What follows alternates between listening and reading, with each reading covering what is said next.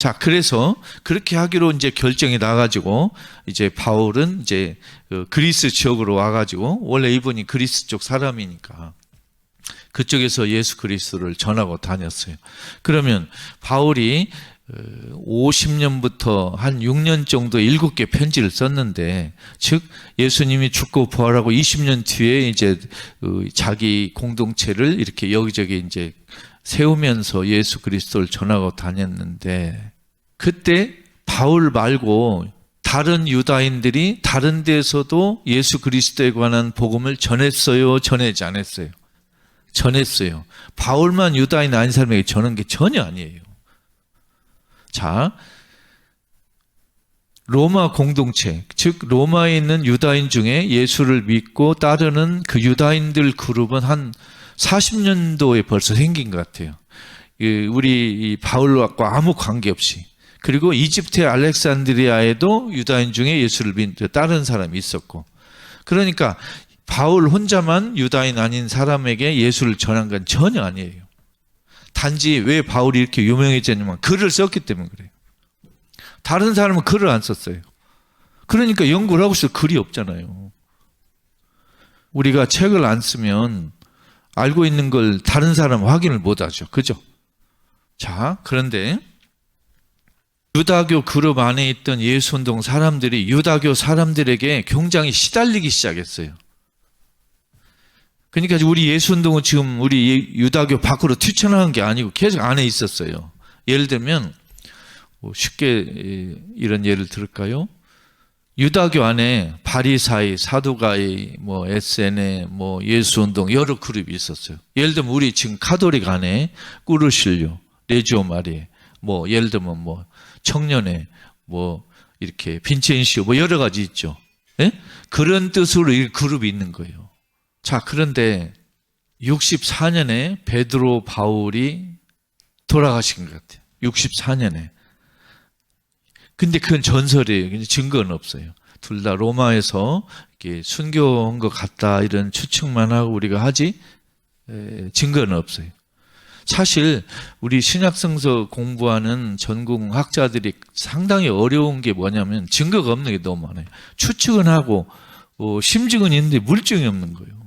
예를 들면 마르코복음은 누가 썼어요? 여러분, 마르코복음은 누가 쓴 것 같아요? 몰라요. 누가 썼는지. 마테오복음은 몰라요. 루가복음은 몰라요. 요한복음은 몰라요. 알 수가 없어요. 그 이름은 언제 붙었죠? 마르코, 마테오, 루가, 요한복음은 그 복음을 쓴 사람이 거기다 이렇게 요한복음 쓴 일이 없어요. 2세기 이후로 처음 생겼어요. 뭐냐면 복음이란 이런 글들이 돌아다니니까 그걸 서로 구분하려고 예수 12제자 또 유명한 제자 이름을 부탁하고 이름을 붙인 거예요. 후대 사람들이. 예를 들면 저걸 A 복음이라고 하자. B, C, D라고 하자. 또 가나다라고 하자. 1, 2, 3, 4 이렇게 구분하려고 하다 보니까 이름을 이렇게 붙인 거예요. 그 복음을 쓴 사람은 자기가 거기다 이건 마르코복음 쓴 일이 없어요. 2세기부터 그런 습관이 생겼어요. 그러니까 지금 마르코복음이라 우리가 읽는 그 복음은 그 복음을 쓴 사람이 남자인지 여자인지도 모르겠고 개인이 썼는가 공동체가 썼는가 모르겠어요. 우리는 몰라요 진짜로. 근데 일부 목사들은 알고 있더라고. 어떻게 알지? 그 복음을 쓴 저자들은요, 당신들이 쓴 글이 나중에 당신들 돌아가신 뒤에 교회에서 복음이라는 단어로 넣고 이렇게 존중하고 할지를 몰랐어요. 사실은 어떻게 알았겠냐고요.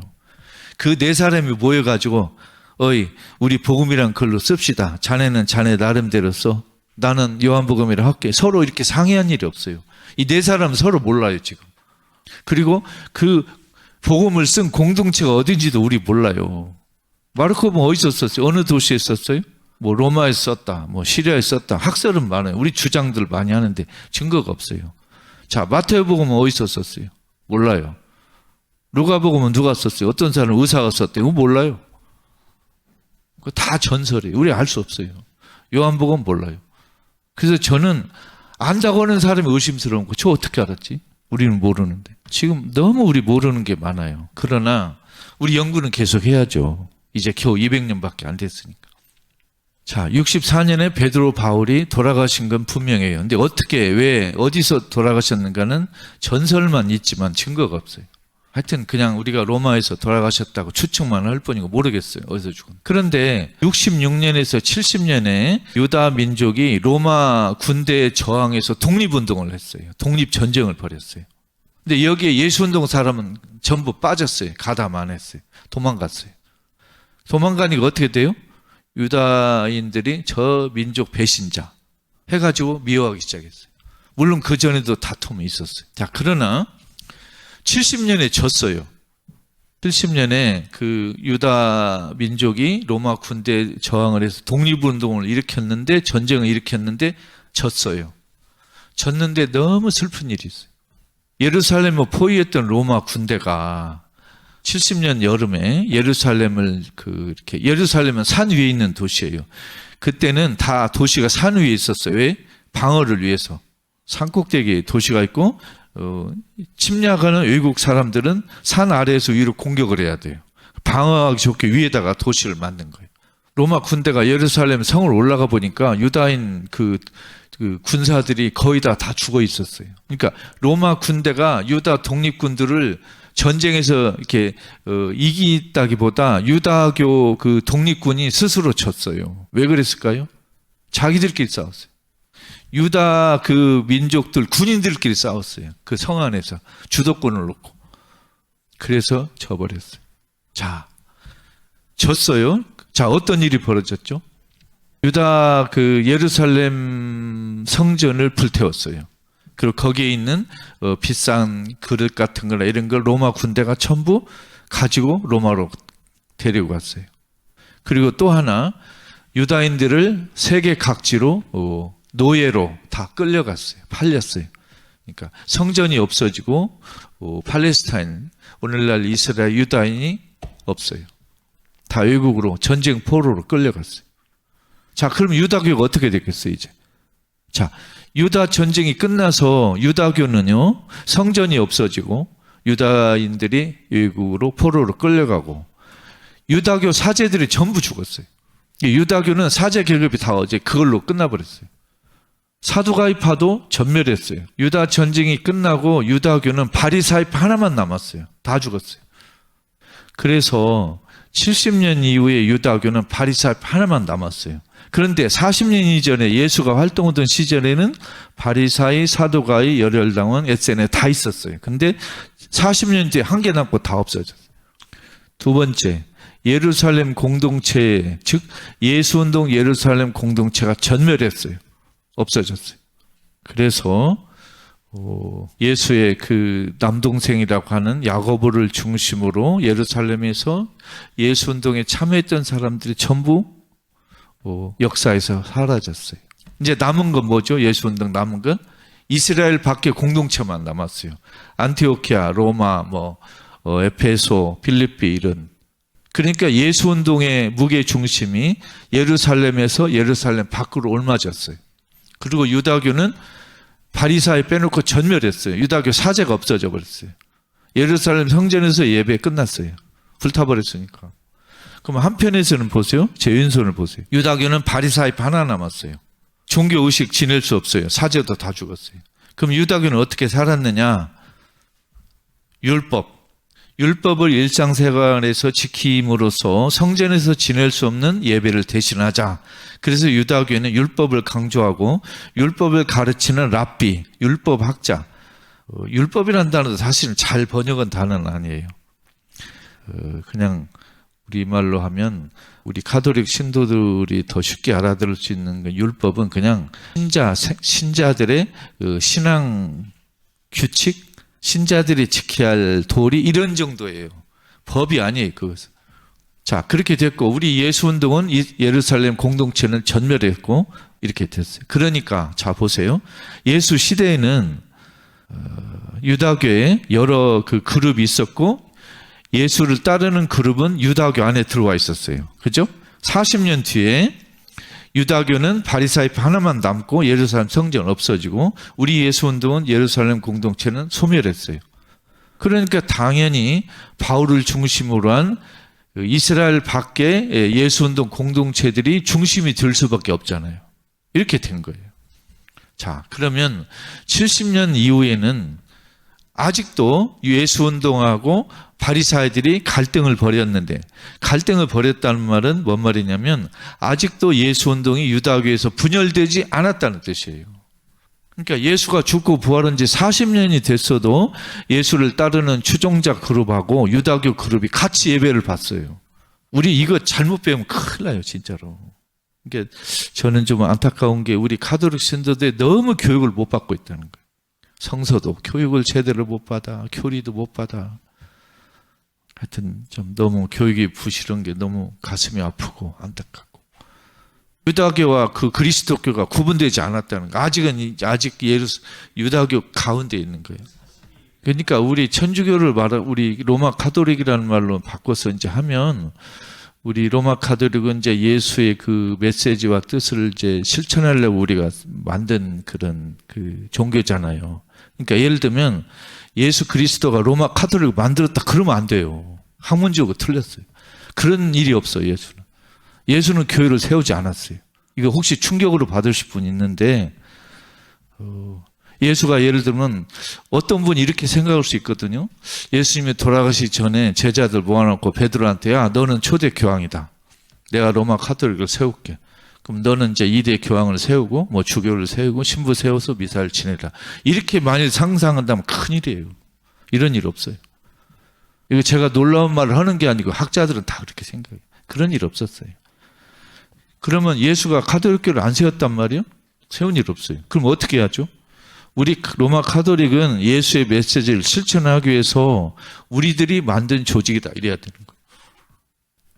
그러면 만약 어떤 개신교 성도가 와가지고 하느님이 마르틴 루터를 시켜서 우리 개신교를 만들었다. 그건 틀렸죠.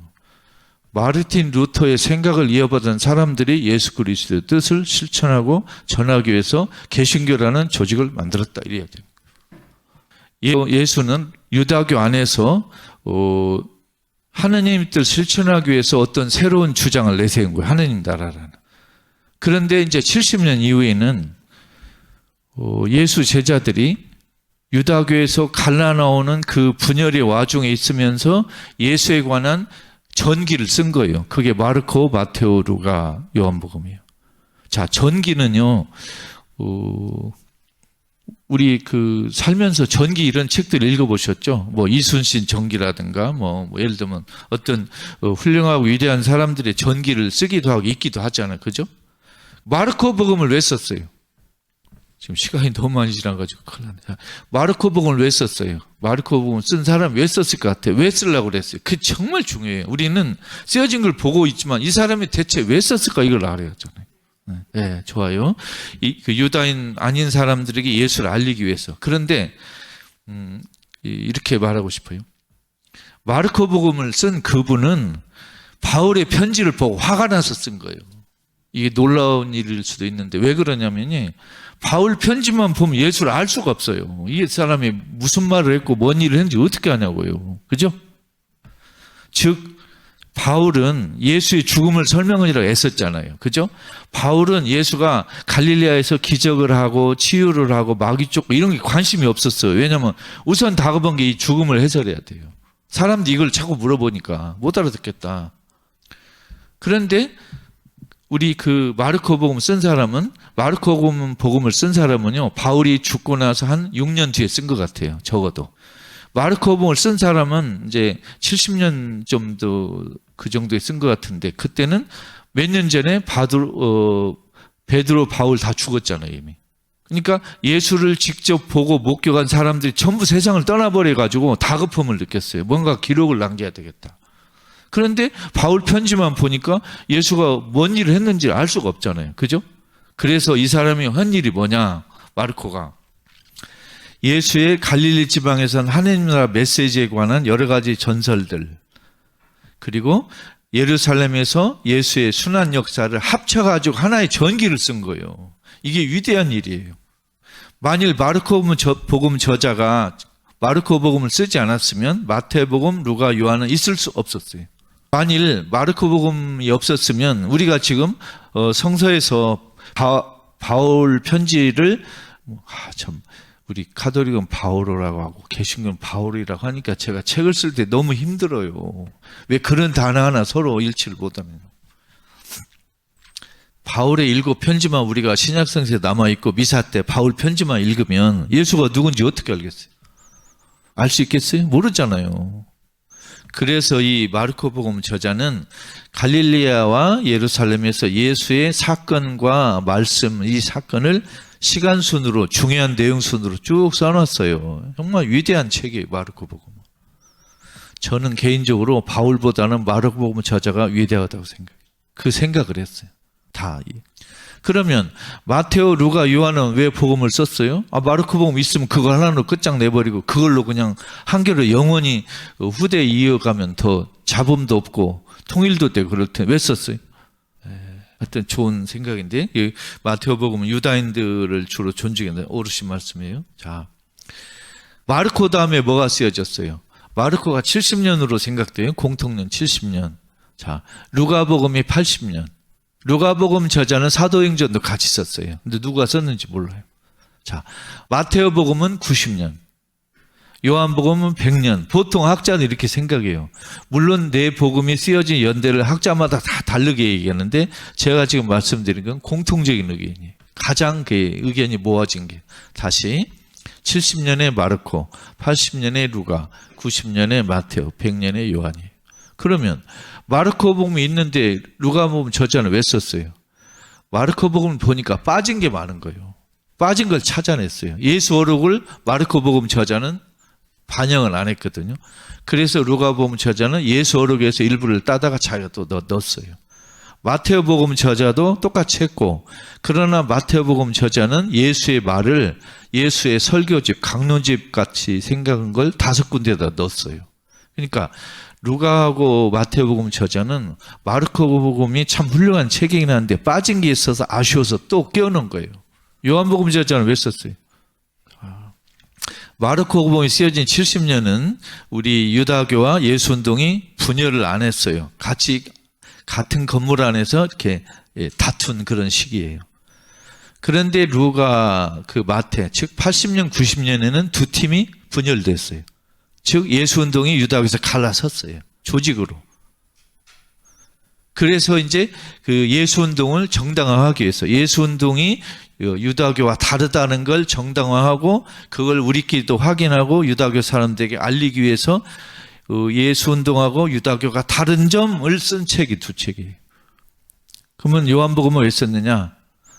요한복음은 정말로 예수운동이 유다교 안의 예수운동이 아니고 그리스도교라는 새로운 종교로 출발하는 그런 확신감에서 쓴 책이에요. 달라요. 서로 쓴 책의 내용이. 그러니까 각 복음 저자마다 부닥쳤던 문제가 달랐던 거예요.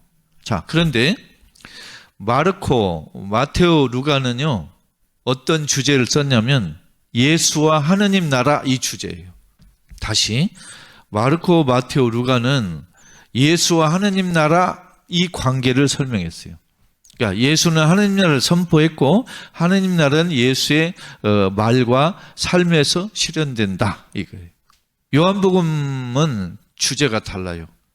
예수와 하느님의 관계. 자, 아까 앞에 세 복음은 예수 하느님 나라 관계예요. 이제 요한복음은 어떤 문제를 해결해야 되냐면, 그러면 너희 그리스도교는 하느님도 믿고 예수도 믿냐? 너희는 신이 둘이냐? 이 질문에 해답을 해야 돼요. 그걸 요한복음 저자한 거 어떻게 하느냐? 우리는 신 둘을 믿는 게 아니고 예수에게 나타난 하느님만은 예수, 그래서 하느님을 딱 하나라고 설명하는데 하느님과 예수의 일치를 또 놓치지 않았어요. 만일 요한복음 저자가 우리는 예수라는 신도 믿고 하느님이라는 신도 믿어서 우리는 신을 두 개를 믿는다 그러면 큰일 날 뻔했어요. 그러니까 마르코, 마테, 루가는 예수는 하느님 나라를 선포했고 하느님 나라는 예수의 말씀과 사건에서 실천된다 이걸 말한 거고, 요한복음은 예수는 하느님을 전파했고 하느님은 예수 안에서 드러난다 이걸 말한 거예요. 다 그거예요. 자, 그러면 오늘 이 하느님 나라 믿음을 얘기할게요. 자, 하느님 나라는 보세요. 마르코, 마테오, 루가가 강조했죠. 믿음은 바울하고 요한복음이 강조했어요. 그죠? 그러니까 30년에서 100년 이 예수운동 역사가 하느님 나라 중심이냐 믿음 중심이냐 두 그룹이 경쟁한 거예요. 어떻게 보면. 하느님 나라하고 믿음이 그렇게 다릅니까? 연결도 되지만 많이 달라요. 하느님 나라는 한마디로 말하면 구약에도 있었어요. 구약에도 하느님 나라 사상이 있었는데 그걸 예수가 더 강조해가지고 예수의 상품을 받는 거예요. 하느님 나라는 가난한 사람, 과부, 고아를 돌보고 존중하는 사회 이렇게 말씀드릴 수 있어요. 하느님 나라 하면 가난한 사람이 빠지면 안 돼요. 믿음은 뭐냐면 예수에 대한 믿음이에요. 조금 다르지 않아요? 제가 얼마 전에 어느 개신교 목사에게 그런 얘기 들었는데 저는 가톨릭 신학자지만 개신교 학자들과 목사들 교류가 많아요. 왜? 그래야 되니까. 개신교 성도가 되려고 이렇게 교회에 가면 뭘 가르칩니까? 내가 물어봤더니 이렇게 얘기하더라고요. 로마서 가르치고 요한복음 가르치고 끝. 그런데 깜짝 놀랐어요. 이게 뭔 소리예요? 자, 어느 성인이 개신교 교회에 오면 로마서 가르치고 요한복음 가르친대. 이게 뭔 말이냐면 믿음만 가르친다 이거예요. 예수 그리스도 믿음만 하나님 나라는 안 가르치는 거예요. 그래서 오늘 한국 개신교가 큰 문제가 생긴 게 바로 이거구나. 그걸 제가 큰일 났구나 이 사람들. 그런데 개신교만 지금 하느님 나라를 잃어버린 게 우리 로마 카톨릭은 1800년까지 우리 로마 카톨릭의 가르침과 그 미사와 삶에서 하느님 나라는 잊어먹었어요. 우리도 안 가르쳤어요. 예수에 대한 믿음 가르치고 삼일체 가르쳤지만 하느님 나라는 안 가르친 거예요. 그러니까 우리 로마 카톨릭이 예수의 핵심 메시지인 하느님 나라를 오랫동안 1800년 동안 잊어먹고 왔던 거예요. 그걸 이제사 18세기에 성서신학에 찾아냈고 또 해방신학에 찾아냈고 또 우리 로마 카톨릭계 사회교류가 이제 막 찾아내고 있는 거예요. 그러나 그것이 우리 로마 카톨릭 교회 미사, 성사, 전례, 또 신자들의 신앙생활, 또 우리 수녀님들, 또 우리 신도들의 개인 신심에서 하느님 나라 비중이 얼마나 돼요? 아주 적잖아요. 잊어먹기도 하고. 우리는 예수에 대한 믿음 그 하나만 버티고 있는데 하느님 나라 잘 모르겠어? 하느님 나라가 우리 신앙생활에 큰 비중이 아니다 보니까 가난한 사람에 대한 관심이 없어요. 사실 예수의 메시지를 보면 가난한 사람을 통하지 않으면 예수를 알 수 없다 이거거든요. 근데 우리는 뭐 가난한 사람에 대한 관심 뭐 있어도 좋고 없어도 뭐 괜찮아 그냥 나 예수 알면 되지 이렇게 하는 사람들이 많아요. 그러니까 가난한 사람 모르면 예수를 알 수가 없는데 알 수 있다고 생각하는 사람이 많으니까 지금도 현재 우리 지금 로마 카톨릭 개신교가 이런 흐름이에요. 너무 그게 안타까워. 제가 오늘 이 강의에서 뭘 말씀드리려고 하냐면 예수의 핵심 메시지인 하느님 나라가 우리 로마 카톨릭교회 개신교가 예수의 핵심 메시지인 하느님 나라를 오랫동안 잊어왔다. 망각해왔다. 그게 사실이라는 걸 말씀드린 거예요. 그러니까 19세기의 그 독일의 그 성서학자 마틴 킬러라는 분이 그런 말을 했어요. 우리 서양 그리스도교의 역사는 하느님 나라 망각의 역사다. 실제 맞는 말이에요. 그런데 그 망각의 역사가 예수 운동에서도 나타나고 있다는 거예요. 제 주장은. 바울과 우리 요한은 마르코, 마테오, 루가가 강조했던 하느님 나라를 바울은 믿음으로, 요한은 생명이라는 단어로 싹 바꾼 거예요. 그러니까 우리 정치에서 잘 쓰는 말로 프레임을 싹싹 바꾼 거예요. 안타깝죠. 그러면 바울이나 요한은 왜 하느님 나라를 강조를 안 하고 예수처럼 왜 그러면 믿음 또는 생명이라는 단어로 자꾸 바꾸고 있느냐. 제가 볼 때는 하나밖에 없어요. 뭐냐면 유다교에서 분리한 우리 예수운동 또 요한복음 저자가 볼 때 막 이제 어린이처럼 갓난아이처럼 자라나는 우리 그리스도교라는 조직을 보호하기 위해서 그 당시 그 유럽을 통치했던 로마 군대에 밑보이지 않기 위해서 박해를 덜 받기 위해서 우리 공동체를 보호하기 위해서 하느님 나라라는 말을 안 쓴 거 아니냐 이거예요. 여러분 마르코복음 그 뒤에 보면 예수님이 십자가에 못 박힐 때 혼자 못 박혔어요? 세 사람이 못 박혔어요? 누구 있었죠? 예수 옆에? 네? 예수가 가운데 있고 양쪽에 누가 있었어요? 이걸 강도라고 번역하면 안 돼요. 그건 독립투사예요. 그러니까 로마 군인이 볼 때는 강도인데 우리가 볼 때는 유다 독립투사예요. 유다 독립투사니까 거기서 그 십자가로 정치범으로 죽인 거잖아요. 그죠? 자, 마르코복음 저자는 왜 그 셋을 거기다 써놨느냐. 마르코복음 저자는 예수님이 십자가에 처형될 때 옆에서 구경했어요? 못했어요? 복음서 쓴 네 사람 예수를 구경도 못한 사람들이요. 다 전해 들은 거예요. 그리고 전해 듣고 거기에 자기가 상상해도 넣기도 하고 빼기도 한 거. 예를 들어 요한복음 저자는 예수님이 실제 일어난 사건을 그대로 적은 그런 사람은 아니에요. 그냥 묵상한 책이에요. 예를 들면 우리 이제 부활절이니까 요한복음 보면 예수님이 십자가에서 매달려 갖고 어떤 말을 7번 해요. 그죠? 뭐라고 하죠? 가상치를 십자가에서 예수님 7번 말할 수 있겠어요? 십자가에 매달리면요 신음소리도 안 나와요. 근데 거기서 무슨 어머니 여기 당신 아들이요. 어이 제자들 어머니를 모셔. 이런 말이 나오겠어요 실제로? 그건 아니에요. 이것은 뭐냐면 예수를 따르는 사람에게 예수를 이해할 수 있도록 그렇게 써놓은 규절이에요. 실제 일어난 사건은 아니에요. 그러면 자 루가복음에서 보면 세 남자가 이렇게 있어요. 왜 이렇게 썼겠어요? 자 십자가는 예수 이전에도 있었고 예수 이후에도 있어요. 즉 예수 이전에도 십자가에 못 박혀 죽은 사람이 아주 많아요. 유다인도 많이 죽었어요. 예수 이후에도 많이 죽었어요. 예수만 십자가에 죽은 게 아니에요. 그래서 우리가 예수의 십자가를 보면 저분 혼자만 죽었다 생각 말고 예수 앞과 뒤에 무수히 많은 사람들이 죽었다 생각해야 돼요. 예수만 십자가에 죽은 게 아니에요. 여자들도 십자가에 죽었어요. 남자만 죽은 게 아니에요. 마르코복음 저자가 예수가 십자가에 매달린 그 세 사람의 장면을 쓴 이유가 있어요. 그때가 70년경이었는데 그때 예루살렘 성전을 불태우고 로마로 귀환한 로마 군인이 하나 있어요. 장군 베스파시안. 이 사람이 로마에 가서 로마 황제가 됐어요. 이 사람이 로마에 갔을 때 예루살렘 성전에서 귀중품을 다 약탈해가지고 로마 시내 행진을 했어요. 그때 로마에는 로마 황제가 전투에서 이기고 행진하는 걸 그쪽에서는 그걸 복음이라고 불렀어요. 그게 복음이에요. 근데 마르코복음 저자는 그게 복음이 아니고 예수 그리스도가 복음이다 이 뜻이에요. 그 당시 로마 황제를 하느님의 아들이라고 그랬어요. 신의 아들. 근데 마르코복음 저자는 나자렛 예수가 신의 아들이다 이렇게 쓴 거예요. 이게 로마 황제가 아니고 예수다 이 뜻이에요. 그러면 왜 그 예수 옆에 두 남자를 세웠느냐? 베스파시안 황제가 로마에 가서 왕이 되는 즉위식 때 자기 두 아들을 자기 옆에다 세웠어요. 이렇게. 자, 그러면 21세기에 마르코복음을 보는 우리들은 마르코복음에서 예수 옆에 두 독립투사가 같이 처형되는 모습을 보면 그냥 그런갑다 이렇게 생각이 되죠. 잘 모르니까. 이제 여러분 오늘 들었으니까 아시지만. 근데 그때 로마에서 베스파시안이 새로운 로마 황제로 등극을 하고 즉위를 하고 두 아들 옆에 세워가지고 황제 즉위식을 했거든요. 자, 보세요. 한쪽에서는 예수가 중앙에 서고 두 독립투사가 섰어요. 십자가에서 세 남자가 서 있어요. 그죠? 세 개구나. 그죠?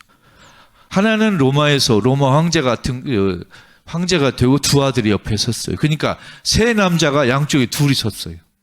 이건 마르코복음 저자가 교묘하게 쓴 거예요. 그러니까 우리 십자가에 매달려 죽은 세 남자하고 지금 로마에서 황제가 된 로마 군이 세 놈이 있는데 저놈들이 아니고 이게 진짜 하느님의 아들이다 이 뜻이에요. 그 당시 마르코복음을 읽거나 들은 사람들, 우리 빵 나누는 모임에서 요새 말로 미사, 우리 예수운동의 빵 나누는 모임에서 마르코복음이 낭독되는 걸 들은 사람들은 로마 황제가 지금 즉위한 장면을 생각했을 거예요. 우리는 공부를 잘 안 하니까 모르잖아 이런 걸. 그래서 마르코복음 저자는 로마 황제가 하느님의 아들이 아니고 구세주가 아니고 우리 나자렛 예수가 구세주고 하느님의 아들다 그 말을 하고 있는 거예요. 그런데 마르코복음에서 이 세 남자가 이렇게 매달려 죽은 것이 마테오, 루가, 요한에서 없어졌어요. 빼버렸어요. 왜? 로마 군인들이 이 책을 읽으면 불온하다고 생각할까 봐 무서워서 그 장면을 빼버린 거예요. 우리 예수의 그 역사를 쓴 복음서는요, 완전히 순수히 종교적인 책이 아니고 종교 플러스 정치적인 책이에요. 근데 우리가 그걸 잘 연구를 안 하고 안 가르치니까 그렇죠. 30년에서 100년까지 우리 예수운동이 부닥친 주요한 문제와 인물들과 흐름을 제가 잠깐 설명했고, 하느님 나라와 믿음이라는 두 주제로 그 예수운동, 즉 초대교회 70년의 역사를 이렇게 요약할 수 있는데, 불행하게도 하느님 나라 메시지란 예수의 메시지가 1800년 동안 우리 로마 가톨릭 개신교에서 뿐만이 아니고 초대교회 예수운동에서도 약화되고 외면당했다는 것을 말씀드리는 거예요. 그 이유가 있었다. 우리 예수운동을 보호하기 위해서. 이게 뭔 뜻이냐면, 오늘날로 번역할까요? 우리 로마 가톨릭 교회는 또 개신교는 자기 교회 조직을 유지하기 위해서 예수의 메시지를 모른 채 할 수도 있다는 거예요. 놀라운 일이죠. 자, 다시 할게요. 우리 로마 가톨릭 교회나 개신교는 우리 교회 조직을 유지하기 위해서 예수의 메시지도 외면할 수 있고, 그런 역사가 이미 있었다는 거예요. 자주 있었고 앞으로도 있을 수 있어요. 우리 교회 이익을 위해서, 우리 교회 조직을 보호하기 위해서 예수의 메시지를 모른 채 할 수 있다는 거예요. 우리도. 그런 위험에서 우리도 면제되지 않았어요. 저는 이게 너무 걱정되는 거예요.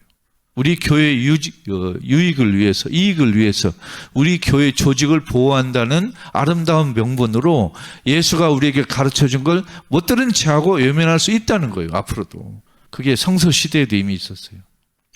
그래서 저는 우리가 정말 똑바로 정신 차려야 한다. 예수의 메시지를 제대로 알아듣고 실천하려면 우리 교회가 하는 일도 감시해야 된다 이거예요. 우리가 제대로 하고 있는지, 똑바로 하고 있는지.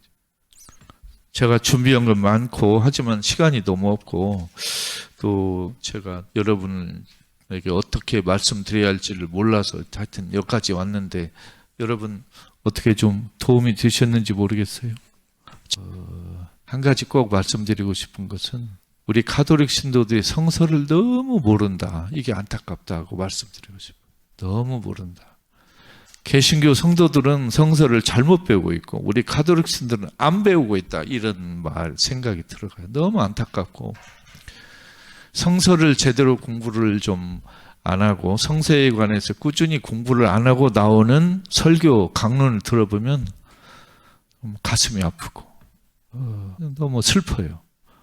화가 나는 것보다 슬프고, 저런 정도의 설교를 언제까지 할 것인지, 또 저런 설교를 듣고 우리가 평생 평신도로서, 수녀로서, 신부로서 과연 사는 게 이게 제대로 사는 건지 좀 많이 마음이 아프다, 이렇게 말씀드리고 싶습니다. 이제 여기까지입니다. 감사합니다.